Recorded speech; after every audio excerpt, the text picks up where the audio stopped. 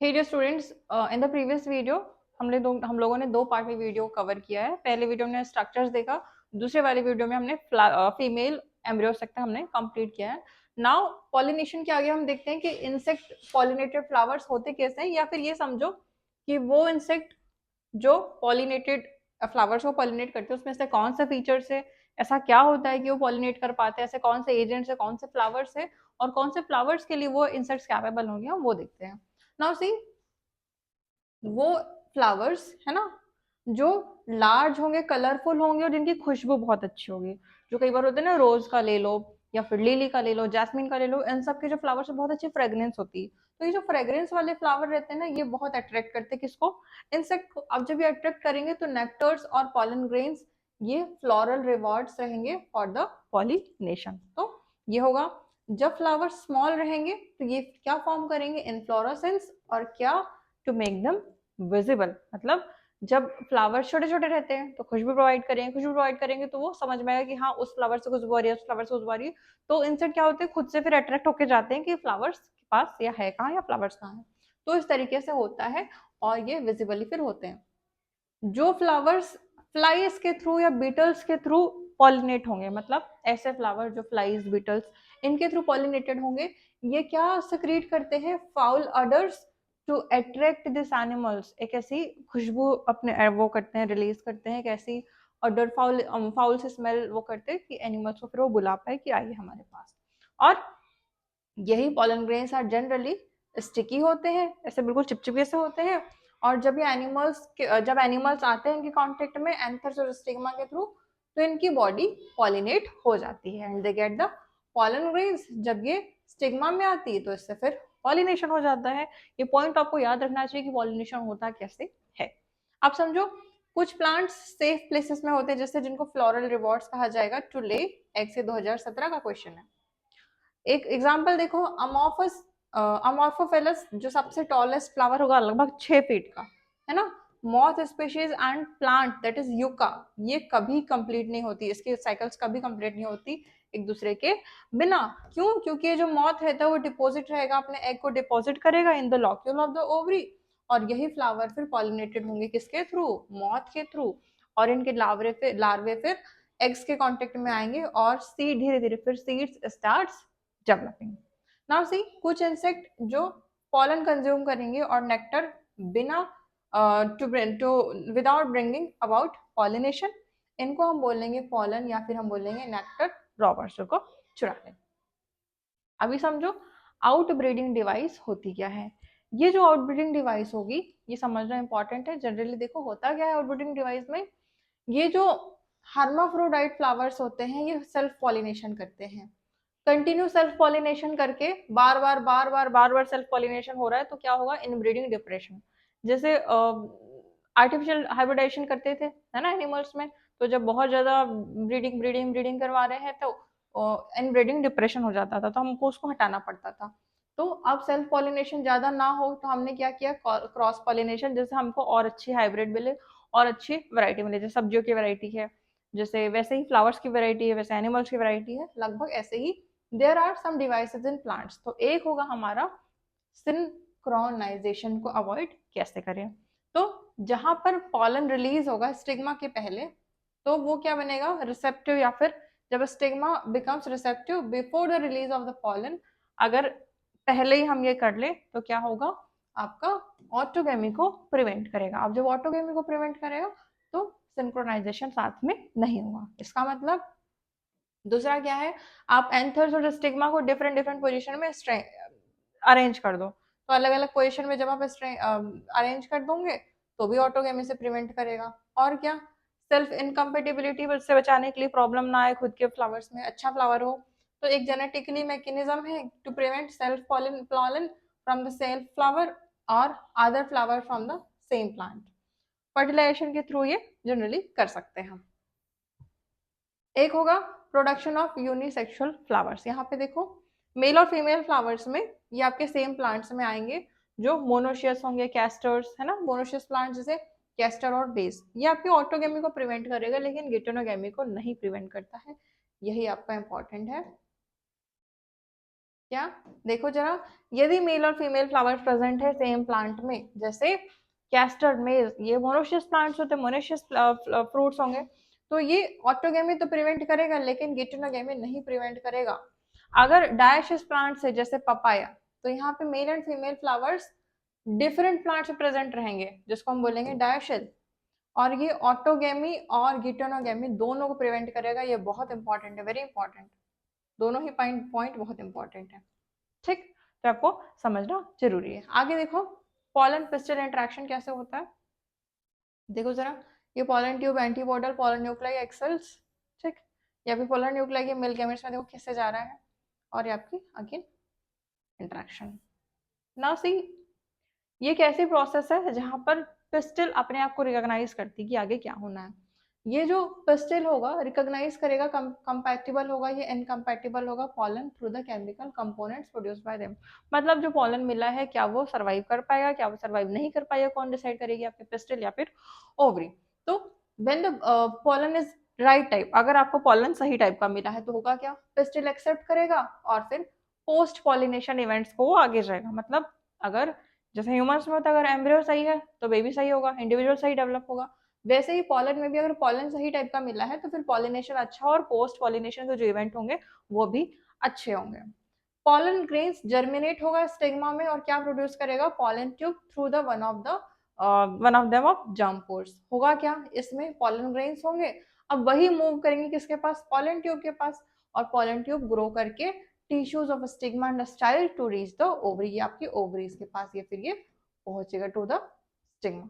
ठीक, now see, यदि pollen incompatible है, ये तो हमारी बात हो गई, पॉलन अगर सही टाइप का है तो डेफिनेटली ओवरी के पास पहुंच जाएगा। लेकिन अगर पॉलन इनकम्पैटिबल है या फिर पॉलन में अगर कोई प्रॉब्लम है, मतलब पॉलन ही आपका गलत टाइप का है, तो क्या होगा, वो पिस्टिल रिजेक्ट कर देगी डायरेक्ट, वो बोलेगी हमको नहीं रखना है फिर, तो ये पिस्टिल आपको रिजेक्ट कर देगी पॉलन को।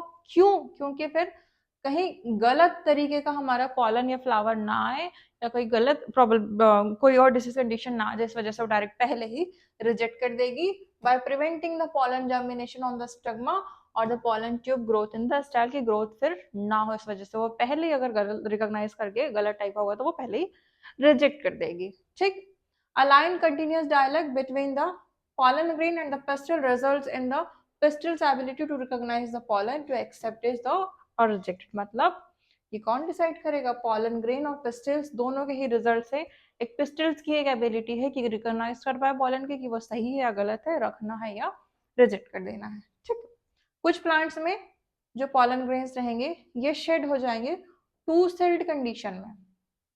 कुछ ऐसे प्लांट्स हैं जो पॉलन ग्रेन शेड हो जाएंगे कौन से कंडीशन में, टू सेल्ड स्टेज में या टू सेल्ड कंडीशन में, जहां पर एक वेजिटेटिव सेल होगा और एक जनरेटिव सेल होगा।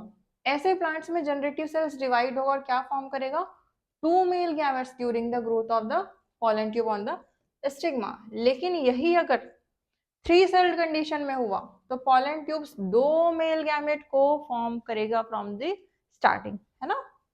अब जब पॉलन ट्यूब ओवरी में जब पहुंचेगा तो क्या होगा, ओव्यूल्स में एंटर करेगा, जब ओव्यूल्स में एंटर करेगा माइक्रोपेलर एंड के थ्रू और सिनर्जिड्स फॉर्म होंगे थ्रू द फिल्लीफॉर्म अपैरेटस। यही फिल्लीफॉर्म अपैरेटस आपका माइक्रोपेलर एंड में प्रेजेंट होगा और पॉलन ट्यूब की जो एंट्री होगी वो उसी को वो फिर गाइड करेगा। ठीक, एक plant breeder can manipulate pollen pistil interaction. कोई ऐसा प्लांट ब्रीडर है वो पॉलन पिस्टिल जो इंटरेक्शन है उसको मैनिपुलेट कर सकता है, उसको या तो सही टाइप दे दे या तो गलत टाइप दे दे, ये वो कर सकता है। अगर इनकम्पैटिबल पॉलिनेशन है तो भी हम एक डिजायर्ड हाइब्रिड प्लांट्स ले सकते हैं, हाइब्रिड फ्लावर्स हम जनरेट करवा सकते हैं। अब वही हम बता रहे हैं कि वो होगा कैसे, तो इसके लिए हम बात करेंगे आर्टिफिशियल हाइब्रिडाइजेशन पे। बोर हो रहे हो क्या, देखो जरा, आर्टिफिशियल हाइब्रिडाइजेशन थोड़ा सा है वो चैप्टर, क्योंकि थोड़ा सा लेंदी भी है और थोड़ा सा हमको कवर करना ही पड़ेगा, क्योंकि यहाँ से दो क्वेश्चन आते हैं आपके बोर्ड्स में भी और आपके एग्जामिनेशन में भी। आर्टिफिशियल हाइब्रिडेशन देखो, थोड़ा इसको अच्छे समझो, थोड़ा दिमाग से समझो, लॉजिक लगा के समझो कि एक्चुअल में आर्टिफिशियल हाइब्रिडेशन होता क्या है, क्यों हमें जरूरी है, सेम वेराइटी सेम चीजें देख देख के बोर हो जा रहे तो क्यों ना न्यू वेराइटीज लाए, क्यों ना न्यू चीजें डेवलप कर जाए। जैसे आर्टिफिशियल इंटेलिजेंस है वैसे ही आर्टिफिशियल हाइब्रिडाइजेशन भी अब है या पहले से ही है। तो it is a crop improvement program in which desired pollen grains are used for the pollination. This is achieved by the following techniques. अब अगर हमको आर्टिफिशियल हाइब्रिडाइजेशन चाहिए तो हम ऐसा क्या क्या करके कर सकते हैं? पहले आप करो क्या? एमेस्क्यूलेशन. एमेस्क्यूलेशन मतलब बेटा आप एंथर्स को रिमूव कर दो from the bisexual flowers bud of female parent before the anther dehisces using a pair of forceps, या पहले ही कर दो. दूसरा बैगिंग कर दो, मतलब जहां भी इमेस्कुलेटेड फ्लावर्स है ना उसको कवर्ड कर दो एक बैग से या फिर बटर पेपर से, कंटामिनेशन मतलब कोई और इन्फेक्शन ना हो स्टिग्मा उसके लिए, फ्रॉम द अनवांटेड पॉलन. जब स्टिग्मा रिसेप्टिविटी को अटेन कर लेगा तो मैच्योर पॉलन ग्रेन्स कलेक्ट हो जाएंगे कहाँ से? एंथर के द मेल पेरेंट से, और फिर वो स्टिग्मा में डस्टेड हो जाएंगे. नाउ ये जो फ्लावर्स रहेंगे फिर हम रिबैक्ट करेंगे और अलाउ टू डेवलप फ्रूट. एक बार वो मैच्योर हो जाएंगे, हमने बटर पेपर लगाया, कुछ टाइम बाद हम उसको रीओपन करेंगे, वापस उसको फ्रेश वो लगाएंगे ताकि फिर वो फ्रूट में डेवलप हो. यूनिसेक्सुअल फ्लावर के लिए कुछ जरूरत ही नहीं है एमेस्कुलेशन के लिए. Female flower buds are bagged before the flower open.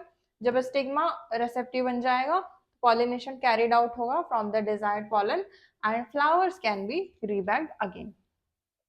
ठीक, तो ये बात हुई थी हमारी किसकी? आर्टिफिशियल हाइब्रिडाइजेशन की. नाउ समझो डबल फर्टिलाइजेशन होता कैसे है.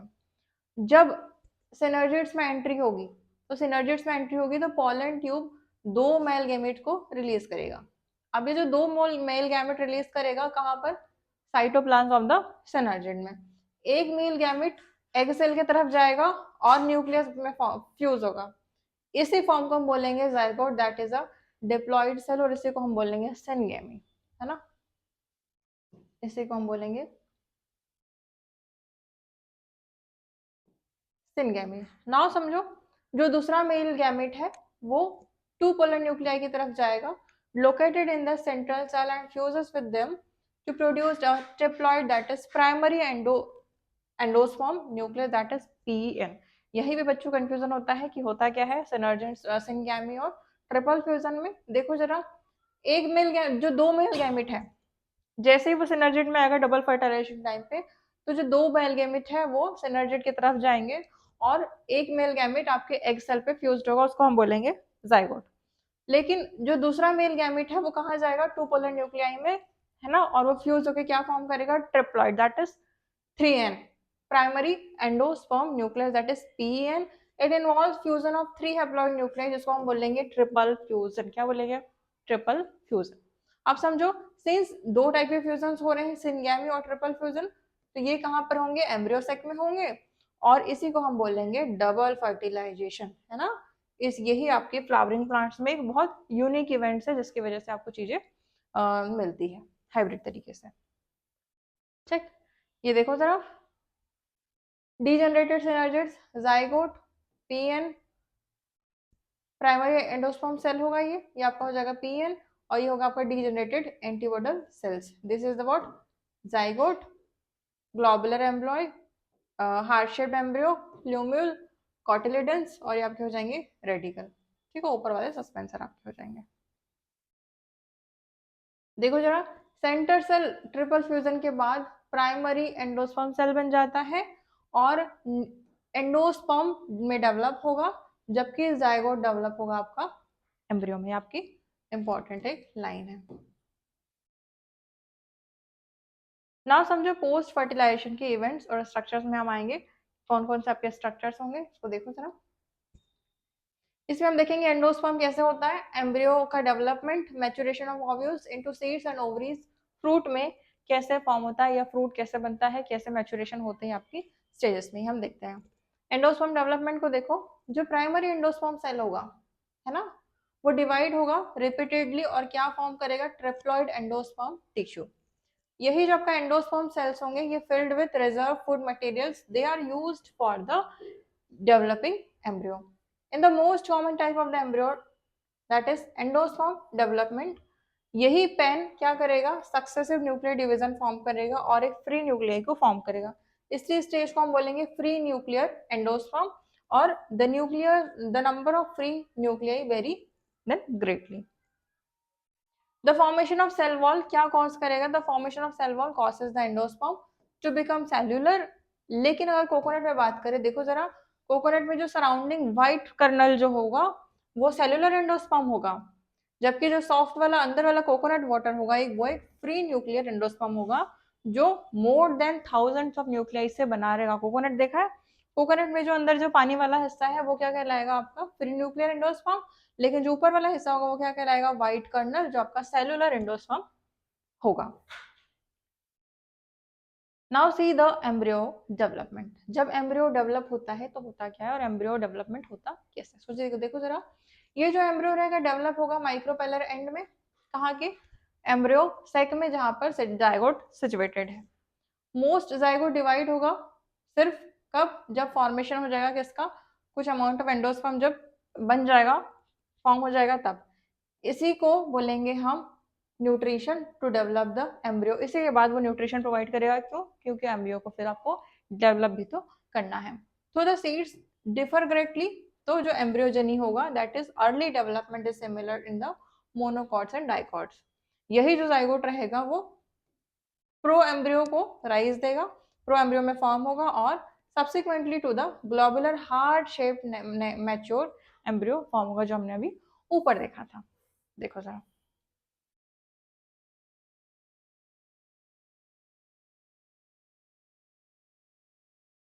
ना सी, ये आपका प्लोमोल वाला पोर्शन, ये आपके कॉटिलेडन्स, ठीक, ये आपके हाइपोकॉटिल, ये आपकी रेडिकल और ये आपकी रूट कैप, ठीक है। डाइकोट एम्ब्रियो को देखो, ये देखो यहाँ से भी क्वेश्चन था, स्क्यूटेलम, कॉलियोप्टाइल, इस शूट का एपेक्स होगा, एपीब्लास्ट, रेडिकल, रूट कैप और ये आपका हो जाएगा कोलियोराइजा। दोनों ही इंपॉर्टेंट है, दोनों में लेबलिंग के लिए पेपर में आता है, ठीक। नाउ सी डाइकोटिलेडनस एम्ब्रियो क्या होंगे, जिनके पास एम्ब्रियोनल एक्सिस होंगे और टू कोटिलेडन्स होंगे, इसलिए तो बोला गया डाइकोटिलेडनस एम्ब्रियो।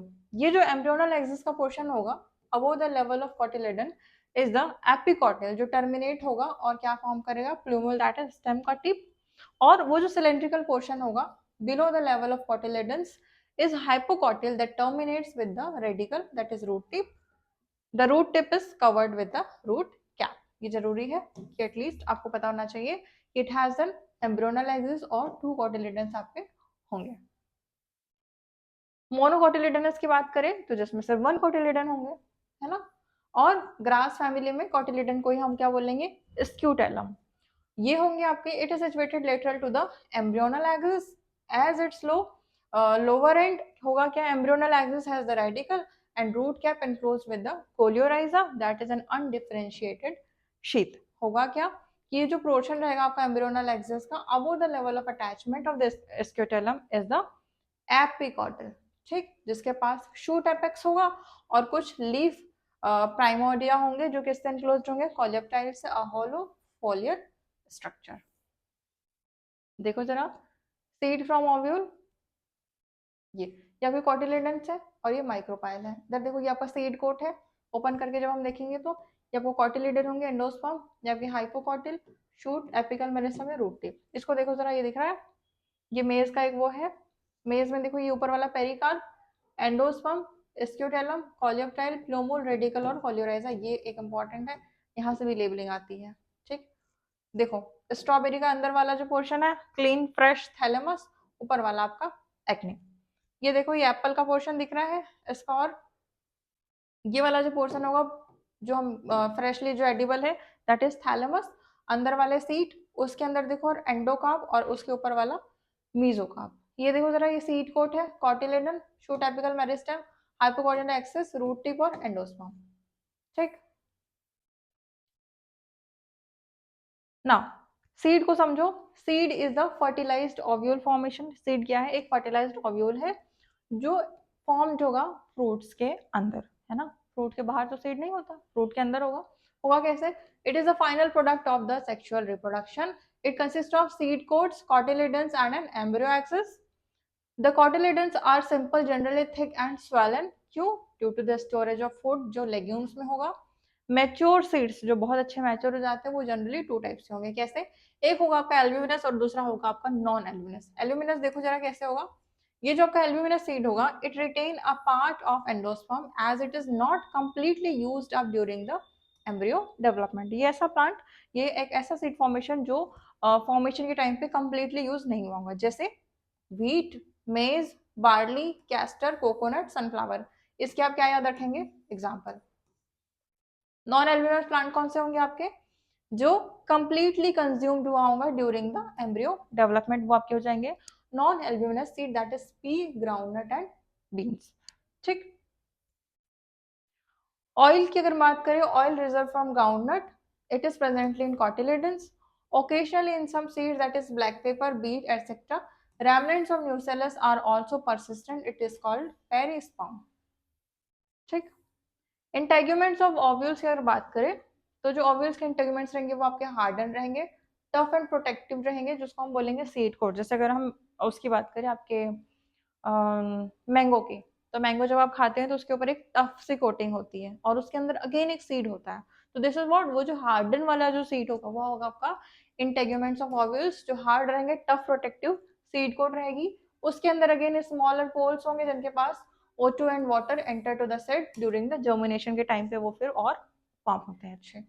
ना एज द सीड मैच्योर, जैसे जैसे सीड मैच्योर होगा वाटर कंटेंट कम होगा, seed become dry 10 to 10%, moisture by mass, the general metabolic activity of the embryo slow down, धीरे धीरे स्लो डाउन होगी और एम्ब्रियो में enter a state of inactivity. फिर धीरे धीरे क्या होगा, आपका फ्रूट का फॉर्मेशन होगा और डोमेंसी वाली स्टेज आ जाएगी। एक फेवरेबल कंडीशन अगर हो गई, adequate moisture, oxygen, suitable temperature सब मिल गया, तो वो जर्मिनेट कर जाएंगे वापस से, फिर वो प्लांट बनने के लिए तैयार होंगे। ठीक। अब देखो सीड से ओवरी कैसे बनेगा। अब ये जो ओवरी है फ्रूट में डेवलप होगा, तो transformation of ovules into the seeds and ovary into fruit proceed, सब ये एक साथ होता है ना। तो ये जो आपके रहेंगे, the walls of ovary develop into the pericarp, that is the wall of fruit. The fruit may be guava, orange, mango, ये सब आपके ड्राई ग्राउंडनट है ना। ये जो गुआवा, ऑरेंज, मैंगो, ये सब आपके फ्लैशी रहेंगे, लेकिन ड्राई जैसे ग्राउंडनट हो गया, मस्टर्ड हो गया, ये सब आपके ड्राई रहेंगे। नाउ सी फ्रूट्स आपके टू टाइप्स के होंगे, एक होगा आपका ट्रू फ्रूट, दूसरा होगा आपका फॉल्स फ्रूट। अब देखो फॉल्स फ्रूट मतलब क्या, जहां पर सिर्फ थैलेमस का कंट्रीब्यूशन हो, है ना, और फ्रूट का फॉर्मेशन, जैसे एप्पल, स्ट्रॉबेरी, कैश्यू। कैश्यू समझते हैं ना, कैश्यू आपने खाया होगा, दैट इज काजू। डायरेक्ट कुछ उसमें से फेंकने के लिए रहता है नहीं, आप डायरेक्ट खा लेते हैं। एप्पल में 2 सीड रहेंगे, स्ट्रॉबेरी में एक दो सीड रहते हैं बस, बाकी फिर आप डायरेक्ट खा लेते हो, जिसमें सिर्फ थैलेमस डायरेक्टली कंट्रीब्यूट कर रहा हो। लेकिन ट्रू फ्रूट्स वो फ्रूट जहाँ पे fruit develop only from the ovary and other floral parts degenerate हो जाएंगे और फॉल ऑफ हो जाएंगे, उसको बोलेंगे ट्रू फ्लॉन्ट। जैसे वाटरमेलन, लेमन, चेरी, ये सब आपके इसमें बहुत सारे सीड्स होंगे, ये सब आपके कौन से होंगे, ट्रू फ्रूट्स। कुछ स्पीशीज में फ्रूट्स डेवलप होंगे बिना फर्टिलाइजेशन के, ऐसे फ्रूट्स को हम बोलेंगे पार्थिनोकार्पिक फ्रूट। जैसे बनाना, बनाना में सीड देखा है, देखा है नहीं देखा है, पर छोटे छोटे फिर भी रहते हैं। तो ऐसे स्पीशीज जो बिना फर्टिलाइजेशन के बाद ही डेवलप हो जाएंगे, मतलब वहां पे फर्टिलाइजेशन की जरूरत नहीं है, डायरेक्ट फ्रूट बन जाएंगे। तो ये वाले ऐसे फ्रूट्स को हम क्या बोलेंगे, पार्थिनोकार्पिक फ्रूट्स। बहुत इंपॉर्टेंट है, 2015 का AIPMT में आया होगा कभी, बनाना फॉर द एग्जाम्पल। ठीक है, parthenocarpy can be induced through the application of growth hormones, growth hormones के थ्रू भी ये इंड्यूस्ड हो जाते हैं। और ऐसे फ्रूट्स जनरली सीडलेस होते हैं, सीडलेस क्योंकि हमको दिखते नहीं, बाकी अदरवाइज छोटे छोटे सीड तो होते हैं जो हमको शायद नहीं विजिबली दिखते हैं। अब जैसे देखो, अगर बनाना को जनरली कच्चे बनाना रहते हैं, कच्चे बनाना पेड़ से तोड़ते हैं, पेड़ से तोड़ने के बाद आप कुछ दिन बाद आप एक हार्मोन देते हैं, है ना, एथिलीन वाला। तो एथिलीन फिर आप उसको पकने के लिए देते हैं, तो हमने क्या दिया, एक ग्रोथ हार्मोन दिया, है ना, एक उसके पकने के लिए हमने राइपनिंग के लिए हार्मोन दिया, दैट इज व्हाट, हार्मोन हमने दिया। तो पार्थिनोकार्पी कैन बी इंड्यूस्ड। अब देखो सीड्स के एडवांटेजेस क्या है भाई, अगर हमने सीड्स निकाल के रख लिए तो हम दूसरे साल फिर से वो प्लांट उगा सकते हैं, अगर वो प्लांट नहीं है तो कुछ ऐसे छोटे छोटे जो प्लांट्स होंगे। तो सीड्स का यूज क्या है, इकोनॉमिक इंपॉर्टेंस क्या है, देखो जरा। सिंस पॉलिनेशन और fertilisation are independent of water, seed formation पर डिपेंड नहीं रहते हैं, है ना। जैसे पॉलिनेशन और फर्टिलाइजेशन के लिए ये दोनों इंडिपेंडेंट होंगे वाटर के लिए, जरूरी नहीं कि वाटर नहीं होगा तो ये बड़े नहीं होंगे, no it's not like that. Seed formation के लिए ये ज्यादा डिपेंडेंट रहेंगे। होगा कैसे, seed have better adaptive strategies for dispersal to new habitat and help the species to colonise the other areas. मतलब अगर हमने सीड स्टोर करके रख दिया, मान लो यहाँ का इंडिया का स्पीशीज है, इंडिया की जो सीड है हमें कहीं फॉरेन कंट्रीज में बेचना है, तो इसके लिए हम कर सकते हैं, मान लो इंडिया का सीड है, हमने भेज दिया फॉरेन में, तो ये हम कर सकते हैं। दे हैव फूड रिजर्व, हम इसको रिजर्व करके रख सकते हैं। तो जो यंग सीडलिंग्स होगी वो नरिश्ड होगी कब तक, जब तक ये फोटोसिंथेसिस के लिए कैपेबल ना हो पाए। Hard seed coats young embryo को प्रोटेक्ट करेगा। Being product of sexual reproduction, they generate new genetic combination leading to variation. और हम now see the viability of seed dispersals. मतलब सीड जब डिस्पर्स होते हैं तो उन लोगों की कितनी लाइफ टाइम है, कब तक रह सकते हैं, समझो इसको एग्जाम्पल से। मान लो अभी आप सीजनल फ्रूट्स खा रहे होंगे, सीजनल वेजिटेबल्स खा रहे होंगे, कुछ ऐसे फ्रूट्स खा रहे होंगे, कुछ ऐसे सब्जियां खा रहे होंगे जो एक टाइम बाद वो नहीं मिलेंगी, तो हम बोलते हैं ना कि अरे इस सीजन में आ रही ले लो। तो डिपेंड ऑन व्हाट, 3 महीने, 4 महीने, 5 महीने, दैट इज व्हाट, ये सीड की वायबिलिटी है। इतने टाइम बाद सीड रहते हैं, इतने टाइम सीड मतलब प्लांट, जो प्लांट हमें मिल चुका है, जो फ्रूट हमें मिल रहे हैं, this is what, this is what the viability की कितने टाइम तक रहते हैं। अब देखो कुछ ऐसे स्पीशीज होगी जो 1-1 साल, 2-2 साल, और लाइफ टाइम लगभग वो रहते ही हैं, 100-100 साल के वो मैंगो के पेड़ रहते हैं, हमको हर साल मैंगो देंगे, है ना। चीकू के प्लांट्स हो गए, अनार हो गए, या फिर सब्जियां हो गई कि सब्जी अभी 6 महीने बस ये आएगी, फिर हमें नया प्लांट लगाना पड़ेगा 6 महीने बाद। दिस इज व्हाट, ये आपकी वायबिलिटी है।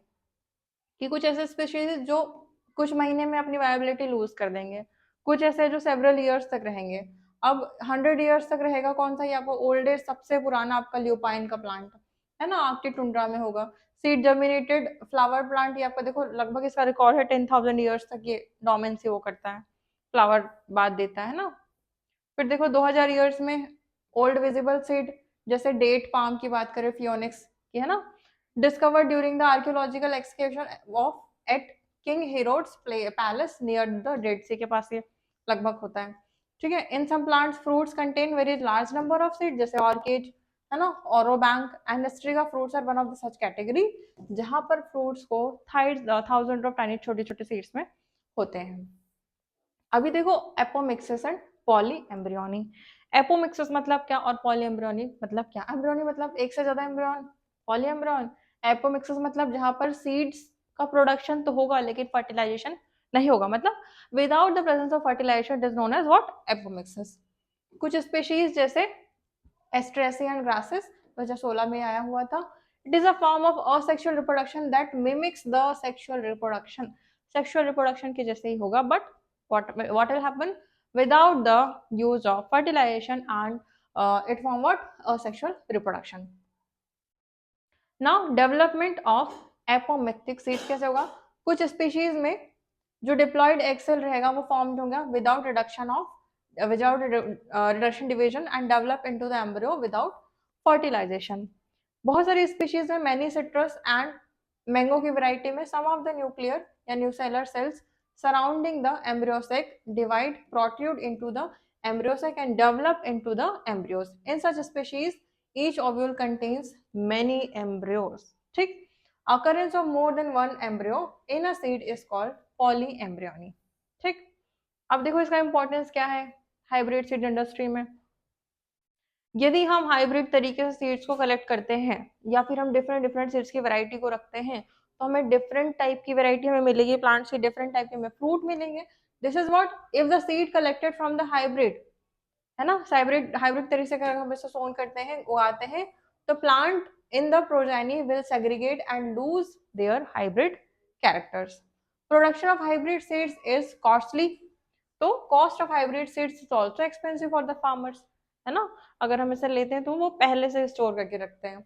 यदि हाइब्रिड सीड्स हम एपोमिक्स के तरीके से तैयार करते हैं तो सेग्रीगेशन नहीं होगा कैरेक्टर्स का और हाइब्रिड प्रोजेनी फॉर्म होगी।